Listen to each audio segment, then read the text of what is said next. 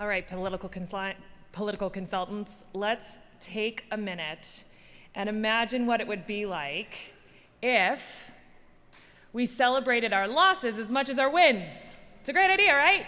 Come on up, Kathryn Poindexter, tell us about that. Thank you. Hello. So I'm hoping I can convince you, patriotic Americans, to love losing as much as I do. When I hear about elections around the world, democratic elections around the world, I most quickly unleash the finger quotes, democratic elections, when we hear that there's a race that is literally or nominally uncontested. When someone's on the ballot with no opponent, there's no opportunity for debate or accountability, and it's easier for power to maintain its tight grip on power. So, imagine my dismay at learning that here in the US, many of our state and federal legislators get their jobs by winning elections that are literally or nominally uncontested. In 2016, 4 out of 10 state races were uncontested in the general election. 4 out of 10. That means either Republicans or Democrats said, we're not likely to win this one, we don't need to play. It's a big problem ideologically, right? But thinking purely practically, it creates some challenges for us as well. Specifically, it means we're missing business. Nobody got to work in these 4 out of 10 state leg races. Another place we're missing business is primaries. Hello, that's my pointer. There we go. Most incumbents in state legislatures and in Congress were not challenged in primaries. This is a key place where values and accountability are driven forward, and those challenges aren't happening either. If you add up all these races, it's over 8,000 missing opportunities from our marketplace. Those are spots on the ballot where nobody ran, there was no mail program, there was no general consultant, nobody was producing ads. So whether you look at it ideologically or from a bottom line standpoint, it's a big opportunity. So why aren't people running? Here's where I think our expertise is really key.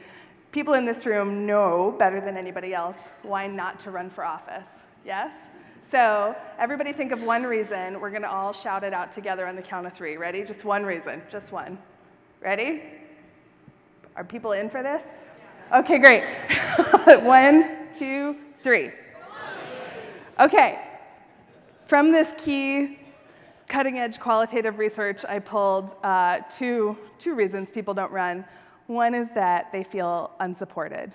Folks don't know where to start. They don't know who to call, they don't know how to raise money, they don't know how to put together a team, and they don't know where to start.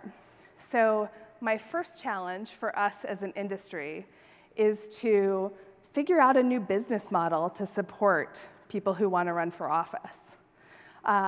Figure out a business model, and I will tell you, I'm not counting selling them logos on nail files and potholders. Let's find a business model that pays us for our time and supports them in a way that they need to be supported. So a value add that gets them all the way through the election. Okay, what's another reason not to run for office? I heard this one already. Let's say it again together. 1, 2, 3. Okay, I went with losing.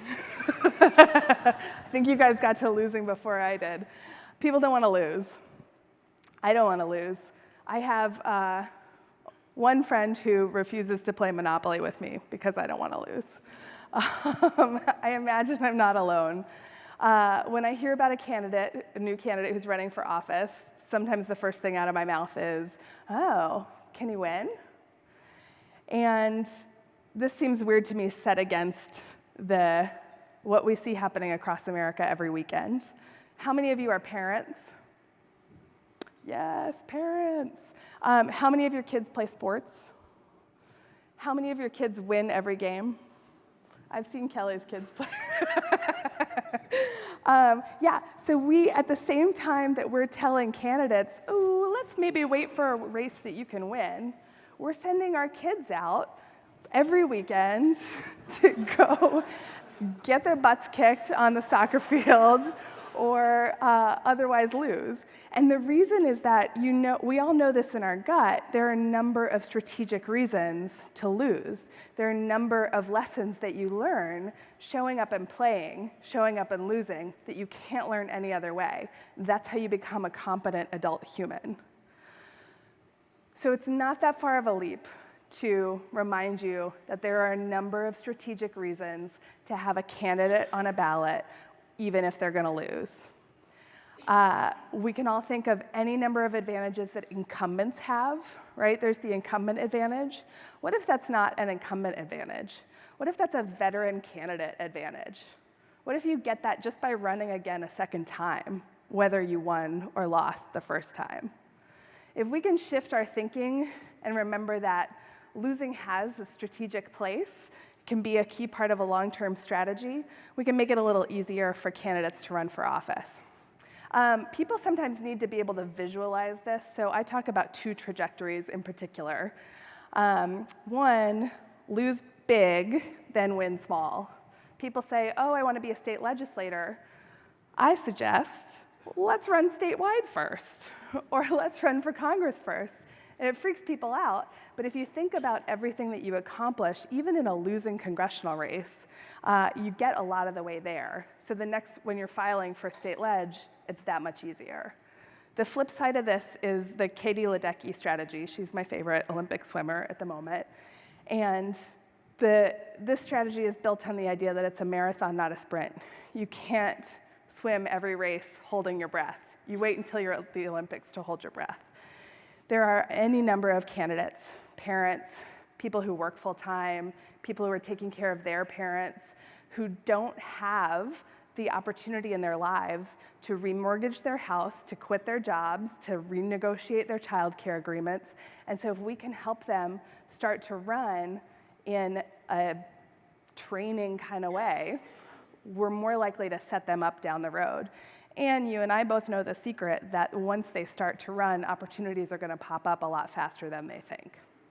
So those are two ways I help people think about losing as part of a long-term strategy. And this is my second challenge to us as an industry, is let's not be this guy. Let's not tell people that there's no such thing as second place. Let's be these coaches, and let's ask our candidates, what are the long-term goals of this race?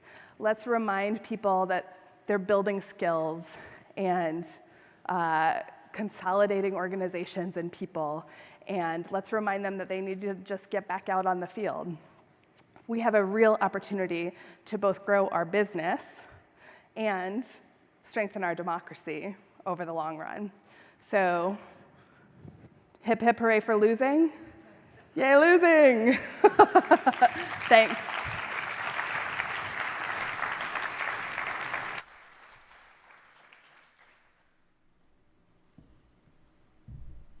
All right, we've been doing a lot of talking about other people, about voters and America, and I think it's time we think about ourselves again, right? So this next guest is going to help us be our